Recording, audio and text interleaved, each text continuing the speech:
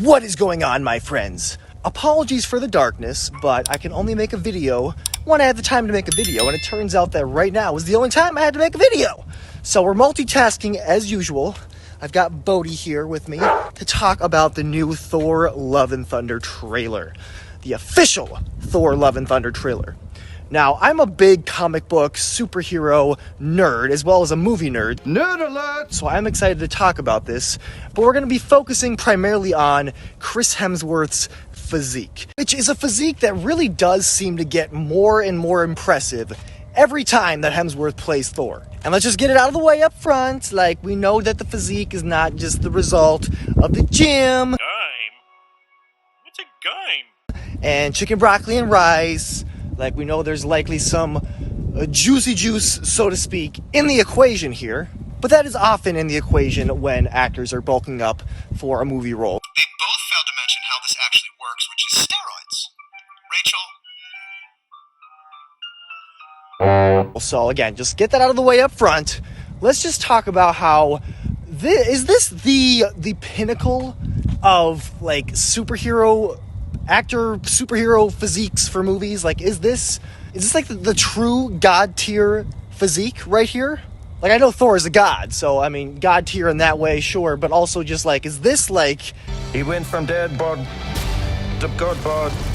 have we arrived? Like, is this it? Based on the way that the superheroes are drawn in the comics, what would make the most sense is if you had, like, IFBB pro bodybuilders playing these roles. But, of course, how many IFBB pro bodybuilders can act? I mean, I wouldn't imagine too many. You know, the examples of bodybuilders we've had in, you know, major roles are, of course, you have Schwarzenegger. And say what you will about him as an actor. Hey! He's fucking awesome. No shit. And there's also Lou Ferrigno, who, interestingly, he played the Incredible Hulk back in the late 70s and into the 80s. That's probably the true god tier live action superhero portrayal. Because, you know, they literally just took a dude, painted him green, and had him play the most, like, strong, muscular, ginormous superhero that there was. So we'll take him, we'll disqualify him, and we'll focus more on more modern examples, since superheroes really took off. And, you know, in the beginning we had a lot more like muscle suits and stuff like that, but then as superheroes started to become more popular, we had the actors like really, you know, they're committed, hitting the gym, hitting the PEDs, hitting the chicken, broccoli, and rice. And there have been some very impressive examples of body transformations in a lot of these superhero roles. Particularly, you have someone like a Hugh Jackman, who, similar to Chris Hemsworth, it seems like his physique just got better and better as the movies went on. And speaking of Hugh Jackman as Wolverine, I did love his portrayal, I really did, but comic accurate, not really. Like, he's too tall and too good looking.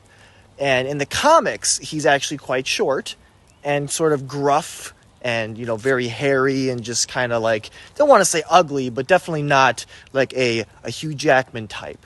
So, at least speaking purely visually, Franco Columbu, the late Franco Columbu, legendary bodybuilder, he would have the perfect look for Wolverine. Like, he's a short guy, you know, the right height, obviously the right build, and just kind of has a similar look overall. Like, tell me I'm wrong. Tell me I'm wrong.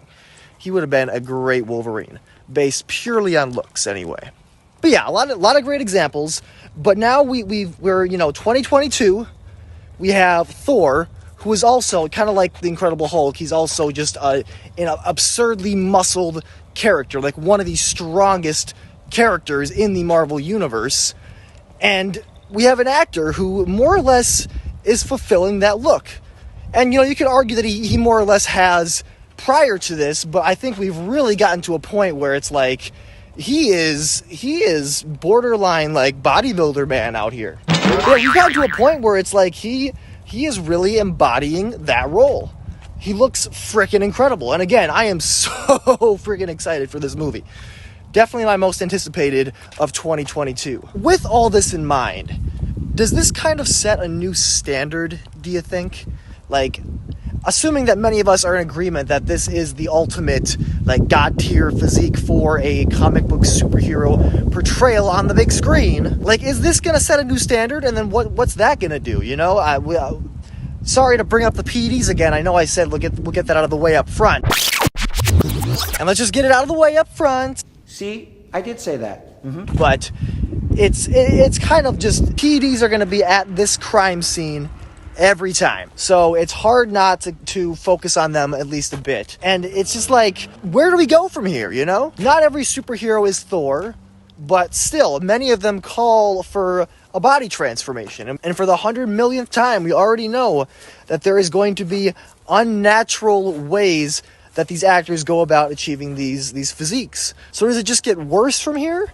Because we also have, you know, someone like Robert Pattinson who allegedly he did not, you know, he took a stand against the actors having to go on drugs in order to help morph their body in a certain way. But, you know, then we have this. And again, wowzers, McDowsers, it is quite a physique. So, I don't know. Curious to know your guys' thoughts on this one. It's a short video, but I would very much like to know your thoughts down in the comment section below. Like, what do you think of this his current physique status? And do you think this is going to be problematic going forward? Is it not a big deal? Is it overblown? Like, what's the story? This is not about me. This is about you. Let me know down in the comment section below. Anyway, like and subscribe too. Bodhi says woof woof, bye-bye. Bye-bye. Oh, and I wish you all health and happiness too. Now, bye-bye.